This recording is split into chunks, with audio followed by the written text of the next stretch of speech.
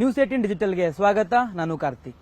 ರಾಜ್ಯ ಕಾಂಗ್ರೆಸ್ನಲ್ಲಿ ನಾಯಕತ್ವ ವಿಚಾರಕ್ಕೆ ಸಂಬಂಧಪಟ್ಟಂತೆ ಸಾಕಷ್ಟು ಚರ್ಚೆಗಳೇನು ಇತ್ತು.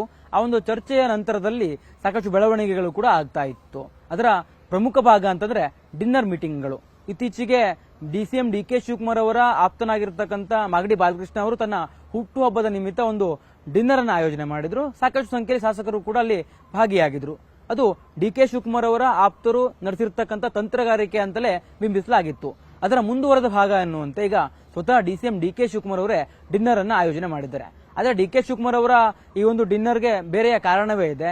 ಕೆಪಿಸಿಸಿ ಅಧ್ಯಕ್ಷರಾಗಿ ಡಿಕೆ ಶಿವಕುಮಾರ್ ಅವರು ಮಾರ್ಚ್ 10ರಂದು 6 ವರ್ಷವನ್ನು ಪೂರೈಸುತ್ತಾರೆ. ಇಂಥ ಒಂದು ಸಂದರ್ಭದಲ್ಲಿ ತನ್ನ ಪಕ್ಷದ ಶಾಸಕರಿಗೆ ಹಾಗೆ ನಾಯಕರಿಗೆ ಎಲ್ಲರಿಗೂ ಕೂಡ ಡಿನ್ನರ್ ಸಭೆಯನ್ನು ಅವರು ಆಯೋಜನೆ ಮಾಡಿದ್ದಾರೆ. ಪ್ರಮುಖವಾಗಿ ಈ ಒಂದು ಡಿನ್ನರ್ ಸಭೆಗೆ ಬೇರೆ ಬೇರೆಯ ರೀತಿಯಲ್ಲಿ ಚರ್ಚೆಯೂ ಕೂಡ ಶುರುವಾಗಿದೆ. ಡಿಕೆ ಶಿವಕುಮಾರ್ ಅವರು ಈ ಒಂದು ಬಜೆಟ್ ಅಧಿವೇಶನದ ನಂತರದಲ್ಲಿ ಸಿಎಂ ಸ್ಥಾನವನ್ನು ಪಡೆದುಕೊಳ್ಳೋದಕ್ಕೆ ಎಲ್ಲ ರೀತಿಯ ತಂತ್ರಗಾರಿಕೆಗಳನ್ನ ಮಾಡ್ತಾ ಇದ್ದಾರೆ. ಅದರ ಭಾಗವಾಗಿಯೇ ಇದು ಆಗ್ತಾ ಇದೆ ಅನ್ನುವಂತ ರೀತಿಯಲ್ಲಿಯೂ ಕೂಡ ಒಂದಿಷ್ಟು ಚರ್ಚೆಗಳು ಶುರುವಾಗಿವೆ. ಪ್ರಮುಖವಾಗಿ ನಾವು ಇಲ್ಲಿ ಗಮನಿಸಬೇಕು, ಇತ್ತೀಚೆಗೆ ಮಾಗಡಿ ಬಾಲಕೃಷ್ಣ ಅವರು ಏನು ಡಿನ್ನರ್ ಸಭೆಯನ್ನು ಆಯೋಜನೆ ಮಾಡಿದ್ರು. ಅಲ್ಲಿ 18ರಿಂದ 20 ಎಂಎಲ್ಎಗಳು ಕೂಡ ಭಾಗಿಯಾಗಿದ್ರು. ಅದಾದ ನಂತರದಲ್ಲಿ ಕೆಲವೊಂದಿಷ್ಟು ಶಾಸಕರು ಬಹಿರಂಗವಾಗಿ ಹೇಳಿಕೆಯನ್ನು ಕೂಡ ಕೊಟ್ಟಿದ್ರು. ಡಿಸಿಎಂ ಡಿಕೆ ಶಿವಕುಮಾರ್ ಅವರು ಸಿಎಂ ಆಗಬೇಕು ಅನ್ನುವಂಥದ್ದು ನಮ್ಮೆಲ್ಲರ ಬೇಡಿಕೆ ಅನ್ನೋದನ್ನ ಅವರು ಬಹಿರಂಗವಾಗಿಯೂ ಕೂಡ ಹೇಳಿದ್ರು. ಅದರ ಮುಂದುವರೆದ ಭಾಗ ಅನ್ನುವಂತೆ ಈಗ ಡಿಕೆ ಶಿವಕುಮಾರ್ ಅವರೇ ಶಾಸಕರಿಗೆ ಹಾಗೆ ಎಂಎಲ್ಸಿಗಳಿಗೆ ಈ ಒಂದು ಡಿನ್ನರ್ ಅನ್ನ ಆಯೋಜನೆ ಮಾಡಿರುವಂತಹ ಕಾರಣಕ್ಕಾಗಿ ಯಾರೆಲ್ಲ ಭಾಗಿಯಾಗ್ತಾರೆ ಅನ್ನುವಂತ ಕುತೂಹಲ ಬಹಳ ಸ್ಪಷ್ಟವಾಗಿ ಮೂಡ್ತಾ ಇದೆ. ಅದರ ಜೊತೆಗೆ ಸಿಎಂ ಸಿದ್ದರಾಮಯ್ಯನವರಿಗೂ ಕೂಡ ಆ ಒಂದು ಡಿನ್ನರ್ಗೆ ಆಹ್ವಾನವನ್ನ ಡಿಕೆ ಶಿವಕುಮಾರ್ ಅವರು ಕೊಟ್ಟಿದ್ದಾರೆ ಅಂತ ಹೇಳಲಾಗ್ತದೆ. ಸಿಎಂ ಸಿದ್ದರಾಮಯ್ಯನವರು ಭಾಗಿಯಾಗ್ತಾರಾ ಇಲ್ವಾ ಅನ್ನೋದನ್ನ ಕಾದ್ ನೋಡಬೇಕಾಗಿದೆ. ಮಾರ್ಚ್ 10ರಂದು ನಡೆಯುವಂತ ಈ ಒಂದು ಡಿನ್ನರ್ ಸಭೆಯಲ್ಲಿ ಪ್ರಮುಖವಾಗಿ ಶಾಸಕರನ್ನ ಮನಗೆಲ್ಲುವಂತ ಪ್ರಯತ್ನವನ್ನ ಡಿಕೆ ಶಿವಕುಮಾರ್ ಮಾಡಬಹುದು ಅನ್ನುವಂತ ಲೆಕ್ಕಾಚಾರಗಳು ಕೂಡ ಈಗ ರಾಜಕೀಯ ವಲಯದಲ್ಲಿ ಶುರುವಾಗಿದ್ದಾವೆ. ಡಿಕೆ ಶಿವಕುಮಾರ್ ಅವರ ತಂತ್ರಗಾರಿಕೆ ಏನಪ್ಪಾ ಅಂತಂದ್ರೆ, ಒಂದೊಮ್ಮೆ ಬಜೆಟ್ ಅಧಿವೇಶನದ ಬಳಿಕ ಹೈಕಮಾಂಡ್ ಏನಾದರೂ ಕರೆದು ಮಾತನಾಡುವಂತ ಒಂದು ಸಂದರ್ಭ ಎದುರಾದ್ರೆ ಆ ಒಂದು ಸಂದರ್ಭದಲ್ಲಿ ಇಂತಿಷ್ಟು ಶಾಸಕರು ನನ್ನ ಪರವಾಗಿದ್ದಾರೆ, ನಾನು ಕೆಪಿಸಿಸಿ ಅಧ್ಯಕ್ಷನಾಗಿ ಪಕ್ಷವನ್ನು ಸಂಘಟನೆಯನ್ನ ಮಾಡಿ 2023ರ ಚುನಾವಣೆಯನ್ನ ಗೆಲ್ಲುವಲ್ಲಿ ಪ್ರಮುಖ ಪಾತ್ರವನ್ನು ವಹಿಸಿದ್ದೇನೆ, ನಂದು ಕೂಡ ಕೆಲಸ ಇದೆ, ನಂದು ಕೂಡ ಸಾಕಷ್ಟು ಪಾತ್ರ ಇದೆ, ಆ ಒಂದು ಹಿನ್ನೆಲೆಯಲ್ಲಿ ಪಕ್ಷ ಅಧಿಕಾರಕ್ಕೆ ಬಂದಿದೆ, ಈ ಎಲ್ಲ ಒಂದು ದೃಷ್ಟಿಕೋನವನ್ನು ಇಟ್ಟುಕೊಂಡು ಒಂದಿಷ್ಟು ಎಂಎಲ್ಎಗಳು ಕೂಡ ನನ್ನ ಪರವಾಗಿ ನಿಂತಿದ್ದಾರೆ ಅನ್ನುವಂತ ಒಂದು ಸಂದೇಶವನ್ನು ಕಳಿಸಬಹುದು ಅನ್ನುವಂತ ನಿಟ್ಟಿನಲ್ಲಿ ಕೂಡ ಡಿಕೆ ಶಿವಕುಮಾರ್ ಅವರು ಯೋಚನೆ ಮಾಡಿದಂತೆ ಕಾಣಿಸ್ತಾ ಇದೆ. ಡಿಕೆ ಶಿವಕುಮಾರ್ ಅವರು ಸಾಕಷ್ಟು ಬಾರಿ ಹೇಳ್ತಾ ಇದ್ರು, ನನ್ನ ಪರಿಶ್ರಮಕ್ಕೆ ಕೂಲಿಯನ್ನ ಕೊಡಿ ಅನ್ನುವಂತ ನಿಟ್ಟಿನಲ್ಲಿ.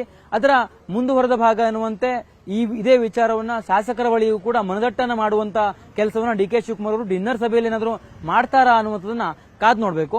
ಜೊತೆಗೆ ಈ ಡಿನ್ನರ್ ಸಭೆಯಲ್ಲಿ ಎಷ್ಟು ಜನ ಎಂಎಲ್ಎಗಳು ಭಾಗಿಯಾಗ್ತಾರೆ, ಜೊತೆಗೆ ಭಾಗಿಯಾಗಿರುವಂತ ಎಂಎಲ್ಎಗಳ ಬಳಿ ಡಿಕೆ ಶಿವಕುಮಾರ್ ಏನಾದರೂ 1-to-1 ಮಾತುಕತೆಯನ್ನು ಮಾಡ್ತಾರಾ ಅಥವಾ ಗುಂಪು ಗುಂಪಾಗಿ ಒಂದಿಷ್ಟು ಎಂಎಲ್ಎಗಳನ್ನ ಸೆಳೆಯುವ ತಂತ್ರಗಾರಿಕೆಯನ್ನ ಮಾಡ್ತಾರಾ ಅನ್ನುವಂಥದ್ದನ್ನು ಕೂಡ ಕಾದ್ ನೋಡ್ಬೇಕು. ಯಾಕಂದ್ರೆ ಡಿಕೆ ಶಿವಕುಮಾರ್ ಅವರಿಗೆ ಈಗ ಕ್ಲಿಯರ್ ಆಗಿರುವಂತಹ ಒಂದು ಸಂದೇಶ ಸಿಕ್ಕದಂತೆ ಕಾಣಿಸ್ತಾ ಇದೆ. ಎಂಎಲ್ಎಗಳ ಬಲ ಇದ್ದಂತ ಪಕ್ಷದಲ್ಲಿ ಮಾತ್ರ ನಾನು ಸಿಎಂ ಆಗಬಹುದು ಅನ್ನುವಂಥದ್ದು. ಅದೇ ಒಂದು ಕಾರಣಕ್ಕಾಗಿ ತನ್ನ ಆಪ್ತರು ಅನ್ನುವಂತ ಎಂಎಲ್ಎಗಳ ಹೊರತಾಗಿಯೂ ಕೂಡ ಪಕ್ಷ ನಿಷ್ಠೆಯಲ್ಲಿ ಇರ್ತಕ್ಕಂಥ ಎಂಎಲ್ಎಗಳು ಇರ್ತಾರಲ್ಲ, ಅಂದ್ರೆ ಯಾವುದೇ ನಾಯಕನನ್ನ ಹೈಕಮಾಂಡ್ ಆಯ್ಕೆ ಮಾಡಿದ್ರು ಕೂಡ ಅವರನ್ನ ಬೆಂಬಲಿಸುವಂತವರು, ಅವರನ್ನ ಸೆಳೆದು ತನ್ನತ್ತ ಒಲವನ್ನ ಮೂಡಿಸಿಕೊಳ್ಳಬೇಕು ಅನ್ನುವಂತ ನಿಟ್ಟಿನಲ್ಲಿ ಡಿಕೆ ಶಿವಕುಮಾರ್ ಅವರು ಯೋಚನೆಯನ್ನು ಮಾಡುವಂತೆ ಕಾಣಿಸ್ತದೆ. ಈ ಡಿನ್ನರ್ ಸಭೆಯ ಮೂಲಕವಾಗಿ ಒಂದಿಷ್ಟು ಶಾಸಕರ ಬಲವನ್ನು ಕೂಡ ಪ್ರದರ್ಶನ ಮಾಡುವಂತದ್ದು, ಜೊತೆಗೆ ಹೈಕಮಾಂಡ್ಗೆ ಸ್ಪಷ್ಟವಾಗಿರುವಂತಹ ಸಂದೇಶವನ್ನು ರವಾನೆ ಮಾಡುವಂತಹ ಕೆಲಸವನ್ನ ಡಿಕೆ ಶಿವಕುಮಾರ್ ಮಾಡಬಹುದು ಅನ್ನುವಂಥದ್ದನ್ನು ಕೂಡ ಈಗ ರಾಜಕೀಯವಾಗಿ ಚರ್ಚೆಯನ್ನು ಮಾಡಲಾಗ್ತಾ ಇದೆ.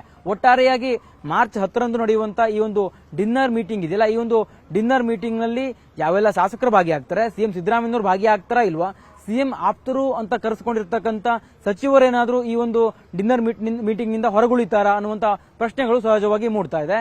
ಈ ಒಂದು ಡಿನ್ನರ್ ಮೀಟಿಂಗ್ ನ ನಂತರದಲ್ಲಿ ಕಾಂಗ್ರೆಸ್ನ ರಾಜಕೀಯದಲ್ಲಿ ಯಾವೆಲ್ಲ ರೀತಿಯ ಬೆಳವಣಿಗೆಗಳಾಗ್ತವೆ, ಹೈಕಮಾಂಡ್ ಯಾವ ರೀತಿಯಾಗಿ ಈ ರೀತಿಯ ಸಭೆಗಳನ್ನ ನೋಡುತ್ತೆ ಅಥವಾ ಮುಂದಿನ ದಿನಗಳಲ್ಲಿ ಈ ರೀತಿಯ ಸಭೆಗಳಿಗೆ ಕಡಿವಾಣ ಹಾಕತ್ತಾ ಅನ್ನುವಂಥದ್ದನ್ನು ಕೂಡ ಕಾದ್ ನೋಡಬೇಕಾಗಿದೆ. ಕ್ಯಾಮರಾ ಪರ್ಸನ್ ವಿಶ್ವನಾಥ್ ಹಾವೇರಿ ಜೊತೆ ಕಾರ್ತಿಕ್, ನ್ಯೂಸ್18 ಕನ್ನಡ, ಬೆಂಗಳೂರು. ನಿರ್ಭೀತ, ನಿಷ್ಪಕ್ಷಪಾತ, ವಿಶ್ವಾಸಾರ್ಹ ಸುದ್ದಿಗಳಿಗೆ ಮತ್ತೊಂದು ಹೆಸರಾಗಿರೋ ನ್ಯೂಸ್18 ಕನ್ನಡ ಈಗ ಆಪ್ನಲ್ಲೂ ಲಭ್ಯ ಇದೆ. ದಯವಿಟ್ಟು ಇಲ್ಲಿರೋ QR ಕೋಡ್ ಅನ್ನ ಸ್ಕ್ಯಾನ್ ಮಾಡಿಕೊಂಡು ಆಪ್ ಡೌನ್ಲೋಡ್ ಮಾಡೋದಕ್ಕೆ ಮರಿಬೇಡಿ. ನಿಮ್ಮ ಬೆಂಬಲ ಹೀಗೆ ಸದಾ ನಮ್ಮೊಂದಿಗಿರಲಿ. ಧನ್ಯವಾದ.